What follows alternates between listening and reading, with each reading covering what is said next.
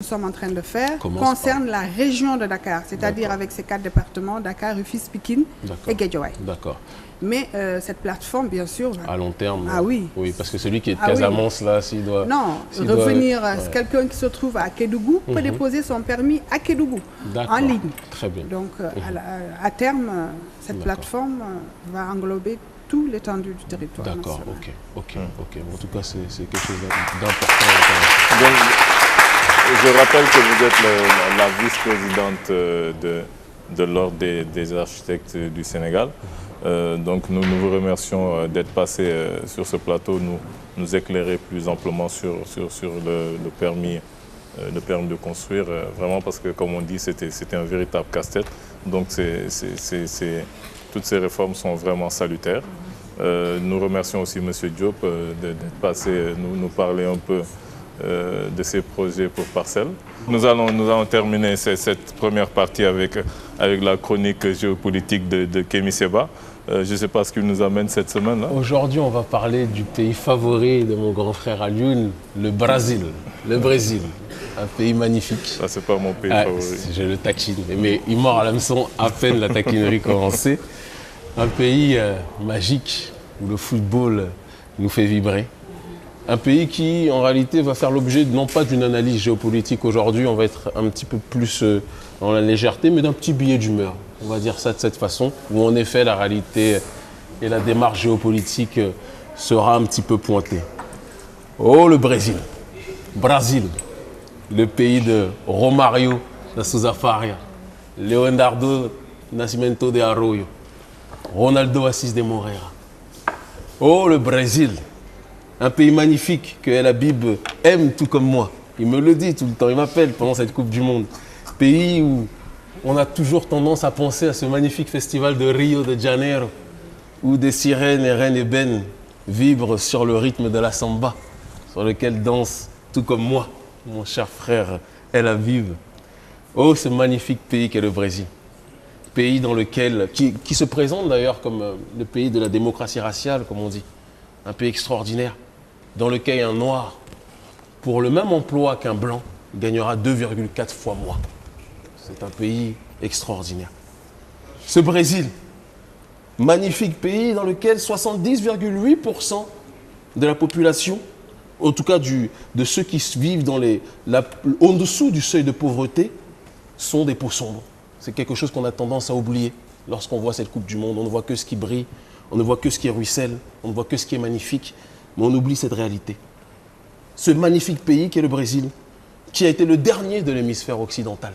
Et je le dis pour tous ceux qui aiment porter le maillot, qui pensent que le Brésil c'est nous directement. Le dernier pays en Amérique est lié ici à cette démarche occidentale qui a aboli en 1888 l'esclavage. Ce Brésil qui est, après le Nigeria, et ça je ne sais pas si quelqu'un le sait ici, est le deuxième pays qui compte le plus de noirs de la planète. C'est quelque chose qu'on a tendance à ne pas réaliser. Mais ce n'est pas des gens qu'on voit, ces noirs-là, dans les telenovelas. Ce n'est pas des gens qu'on voit dans le Parlement, puisque un noir sur 10, ou du moins une personne sur 10 dans le Parlement est noire. Tout le reste est issu de la minorité. Ça, ce sont des chiffres de Global Voice. C'est quelque chose qui est intéressant de notifier. Brésil qui, pendant 3 siècles en Amérique, a été le plus grand importateur d'esclaves africains, déportant 7 fois plus d'esclaves que les États-Unis d'Amérique. C'est intéressant. Nous qui aimons parler de Ronaldinho, qui aimons parler de Neymar, etc. Et la Bible me parle toujours de Neymar. Mais ça aussi sont des éléments qui, je pense, méritent d'avoir une petite minute de gloire, en tout cas qui soit énoncée. Le Brésil, où dans les centres pénitentiaires, 80% de la population a votre couleur de peau, à la mienne, mon cher frère Diop. C'est quelque chose qu'on ne dit pas non plus fréquemment, parce que c'est moins glamour, c'est moins carioca. Et le Brésil qui a été... Quel est le pourcentage de noirs au Brésil? Exactement 50,7% de noirs clairs ou noirs foncés déclarés, tout en sachant qu'il y a des personnes qui ne répondent pas, parce qu'il y a une démarche aujourd'hui de...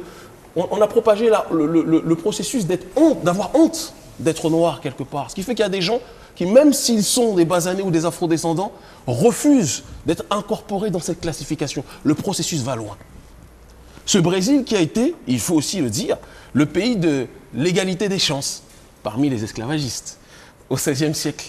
Puisqu'il a été le pays où il n'y a pas eu simplement que des chrétiens qui ont eu accès, des chrétiens occidentaux portugais qui ont eu accès au commerce du bois d'ébène ou de l'homme à la peau d'ébène. Il y avait aussi d'autres personnes chassées d'Occident durant la période de l'Inquisition, qui n'étaient pas chrétiens forcément blancs, circoncis, mais pas chrétiens, et qui sont venus dans ce XVIe siècle, je vois mon frère qui sourit, je ne sais pas pourquoi, et qui sont venus et qui ont fait fortune très rapidement dans la capitainerie de Pernambuco, qui est devenue, qui est devenue, tenez-vous bien, la région du Brésil la plus riche de manière spectaculaire. Et ces commerçants-là, exclus d'Europe, chassés d'Europe pour des raisons, apparemment ils se faisaient trop d'argent en Europe, ils ont été expulsés. Ils sont venus, on leur a dit, vous restez ici si vous vous convertissez au christianisme.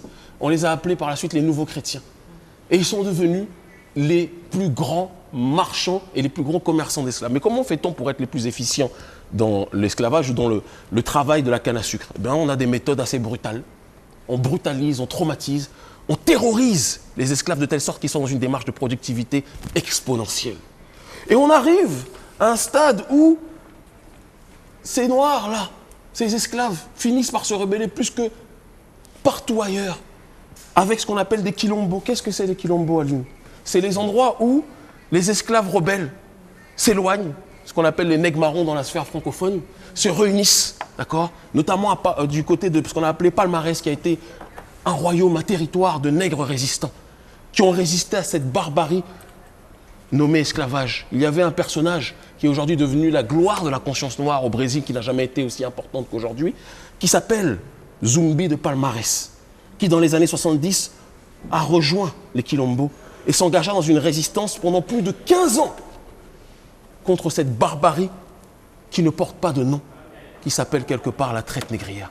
Alors quand on parle du Brésil, j'ai juste une petite suggestion pour toutes les personnes qui, à l'heure actuelle, sont dans ce rythme endiablé, moi aussi, hein, je le dis, je ne le cache pas, quand je vois un dribble de Neymar, quand je vois une passe réussie cette année, ils ne réussissent pas trop leur passe, je ne sais pas ce que tu en dis à la Bible, hein, je les trouve moins efficients, on verra où est-ce qu'ils vont aller.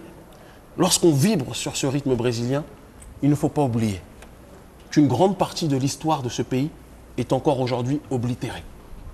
Une grande partie, pour ne pas dire la majorité de cette population, est encore discriminée.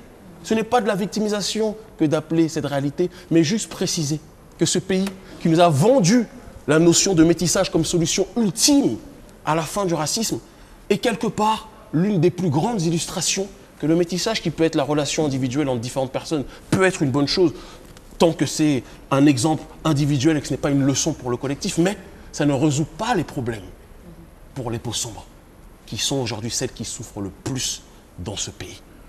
Dernier exemple, dernier élément, et après je vous quitterai sur cette terre de Carioca, en vous disant, sur lequel vit mon cher frère à côté de moi, en vous disant que le dribble, j'en perds même ma chevalière, elle-même elle danse la samba, vous vous en rendez compte? Le dribble, comment est venu le dribble dans l'histoire du football? Est-ce que vous vous êtes déjà posé la question? C'était pour fuir, quand tu vas dire, je suis sûr que c'était pour fuir les esclavagistes qui poursuivaient les esclaves. Alors, il y a des suggestions intéressantes. Donc Pelé, comme il est noir, c'est pour ça qu'il... Intéressantes, mais vous n'êtes pas au centre de la réalité, même si vous vous en approchez, je vous en remercie véritablement avec toute mon affection. Non, je vais prendre la source du journal Le Nouvel Observateur, qui a déclaré, il y a un mois de cela, que le dribble est né à une période où les joueurs de football noirs au Brésil ont été autorisés à jouer au football aux côtés des Blancs. Et les footballeurs blancs au Brésil, catholiques ou nouveaux chrétiens, hein, n'est-ce pas? Circoncis, mais on ne citera pas de nom, étaient tellement furieux de devoir jouer avec les Noirs qu'ils étaient dans une démarche à chaque fois qu'ils jouaient contre eux d'essayer de les agresser physiquement. Et les joueurs noirs brésiliens, pour éviter les agressions de ces joueurs blancs en face d'eux, d'accord, se déhanchaient à la garincha, évitaient, danser, swinguer, un peu comme la Bible fait avec talent quand il le veut. Et on est arrivé à cette technique qu'est le dribble aujourd'hui, et qui est utilisée par l'humanité dans son ensemble. Tout ça pour dire qu'à partir de la souffrance, la magie peut se créer, mais la souffrance ne doit pas être ignoré. Le Brésil a été le pays de l'égalité des chances pour certains, mais le cauchemar d'une grande partie de la population. Retenez-le bien en ce 21e siècle, en cette période de Coupe. Nous allons terminer cette première partie avec la chronique truculente de notre ami Kémy Séba. Nous vous remercions, Madame Diop, Monsieur Diop, pour avoir répondu à notre invitation. Nous revenons tout de suite après une courte pause. À tout à l'heure.